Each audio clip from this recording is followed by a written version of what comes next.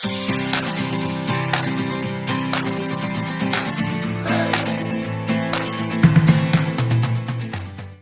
अस्सलामु अलैकुम आदाब। Urdu news and media network में आपका खैर मुकद्दम। आज बरोज़ जुमेरात 13 जुलाई 2023 सुबह के 9 बजे हैं। पेशे खिदमत है उर्दू अखबारात की झलकियां। पेशकश जावेद जमालुद्दीन।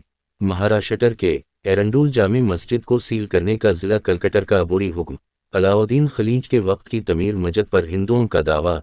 सदियों से 5 वक्ता नमाज हो रही है, मुसलमानों में ज़बरदस्त बेचैनी। कर्नाटक में नफरत अंगेज वाकया का वीडियो वायरल। बेंगलुरु में मुसलमान कंडक्टर के टोपी पहनने पर खातून मुसाफिर का इतराज़, टोपी उतारवा कर दम लिया। अपोजिशन जमातों की मीटिंग बेंगलुरु में 17 और जुलाई 18 को होगी। सोनिया गांधी भी शरीक होगी। कई छोटी पार्टियों की भी शमूलियत। मीटिंग में 2022 इलेक्शन का लाइहा अमल मुरतब होगा। सुन्नी की शिरकत मुतवक्के। इशाया का मंसूबा।